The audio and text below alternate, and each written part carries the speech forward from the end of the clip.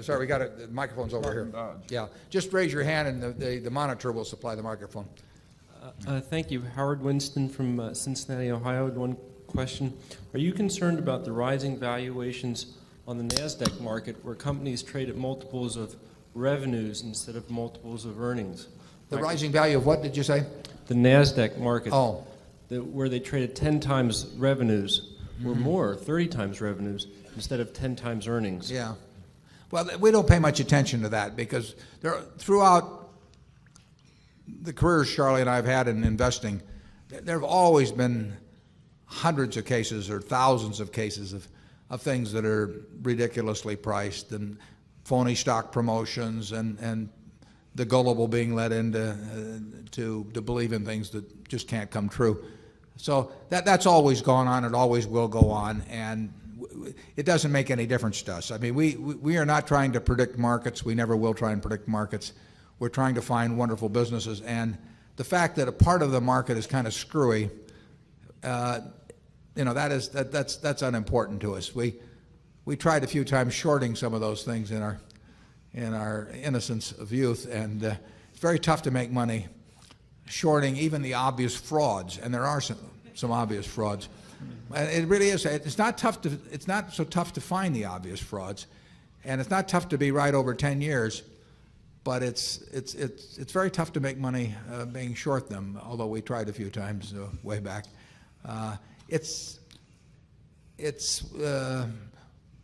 We don't look at indicia from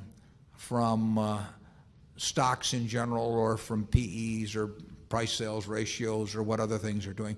We really just focus on businesses. We don't care if there's a stock market. I mean, would we want to own Coca-Cola, the 8% we own of Coca-Cola, the 11% of Gillette, if they said we're just going to delist the stock and we're never going to, we'll open it again in 20 years. It's fine with us, And then if it goes down on the news, we'll buy more of it. So we care about what the business does. Yeah. Norton, why don't you give him the microphone there? Thank you, Warren, for including me out of order. It's good to have you here. Norton represents a family that came in 1956. Yeah, that joined up with the partnership and been with us ever since.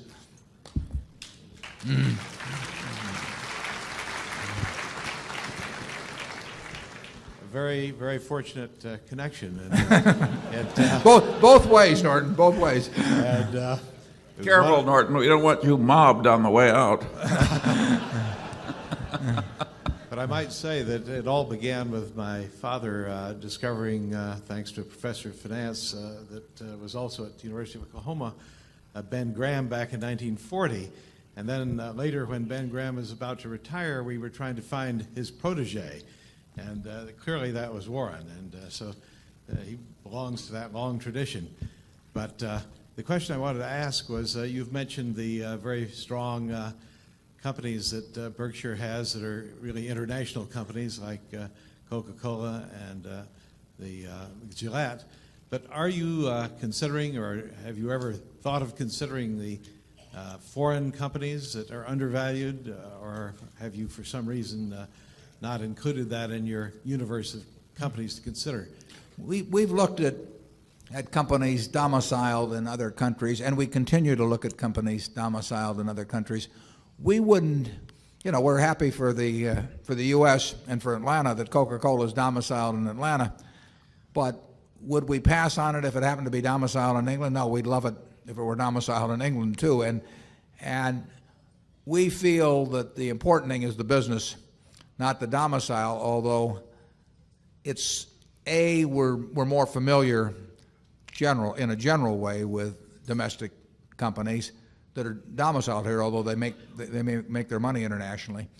And we feel a tiny bit more comfortable, but for just a tiny bit, in terms of understanding the nuances of taxes and politics and shareholder governance and all of that, in something where we've been reading and thinking about it daily than someplace where we've had a little less experience. But we would love to find a wonderful business that is domiciled in any one of 30 or so countries around the world. We look some. We don't look as hard as we look at domestic companies. We're not as familiar with them, but I have read hundreds of annual reports of companies spread around the world, and we've owned a few, just a couple. They're usually not as big, so just getting the kind of money in many cases is more of a problem. But some of them are big, and we do not have such a surplus of ideas that we can afford to ignore any possibilities. And if we can find something with a market cap probably of at least $5 billion or greater that strikes us as having our kind of qualities and the price is right and everything, we will buy. Zone 5. Hi there. Lee DeBroff, longtime shareholder, I think going back a number of years now to when it was a little more intimate affair. Not quite sure whether I should look at you in the TV here or in real life on the stage, but anyway, I'm on the very right of you.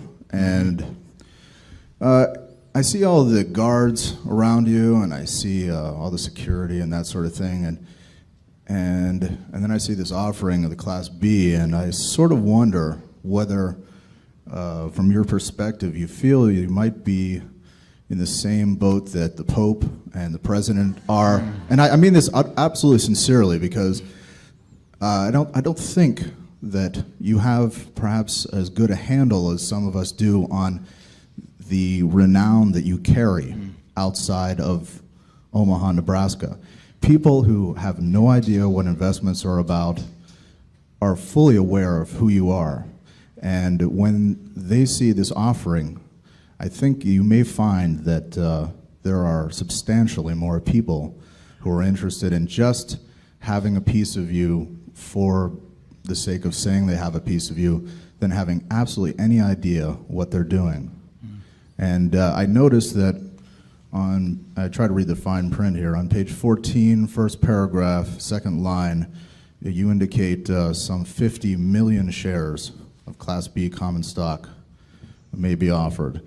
And so I'd like you to comment on this situation that you find yourself in, where you may be perhaps out of touch with the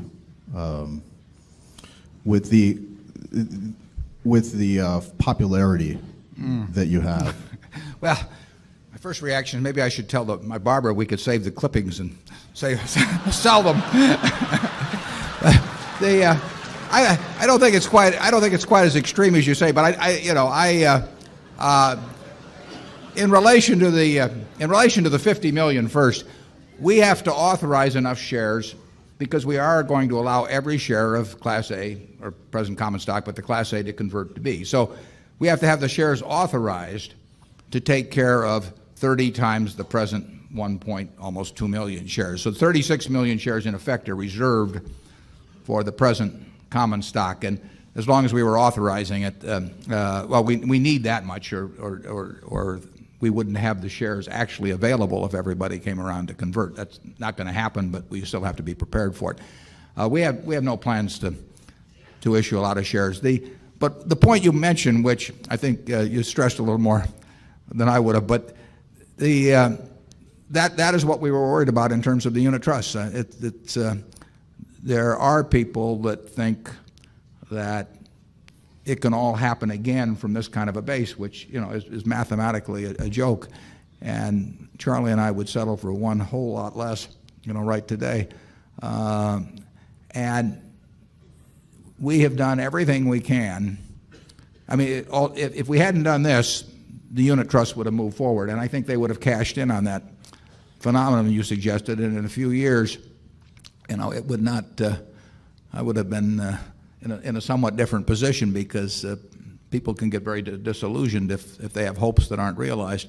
And we have done everything possible, I think, to filter out those who might have an unrealistic belief. And everyone should read a prospectus before they buy shares. And I think we've designed what we're doing about as well as we can to moderate that phenomenon you're talking about. There may be a few come in, but not too many. Charlie, do you have any thoughts on that?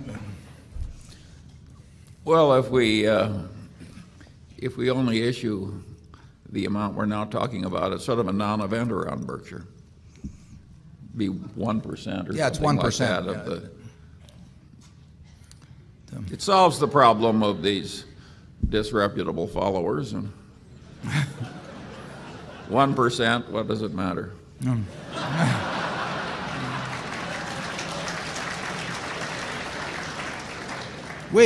heard that remark. We were referring to Charlie earlier about all I want to know is where I'm going to die, so I'll never go there. Well, we think about that in terms of we believe in reverse engineering, and how do we keep people from buying it who really are going to be unhappy, a few years later. It's a little like singing country songs. You should sing them backwards. That way you get your home back and your auto back and your wife back. I mean.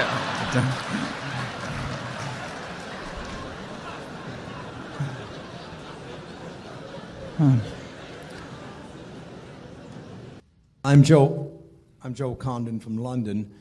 Both Mr. Buffett and Mr. Munger have addressed my question in annual reports and at previous meetings here. This is my first time. It has to do with investment in a few great high technology stocks.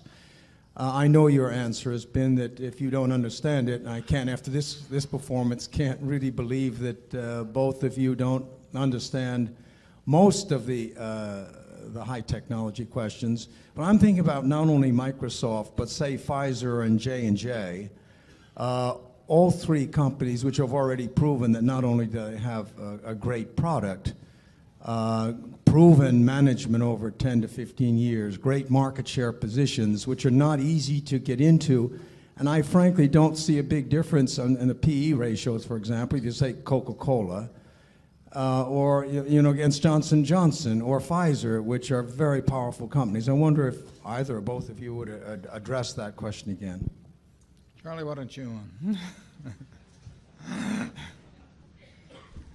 If you have something you think you understand that looks very attractive to you, we think it's smart to do what you understand. If we'd been unable to find companies, we well might have been in the to it. We don't sneer at it. Other people with more talent have found that a wonderful course of action.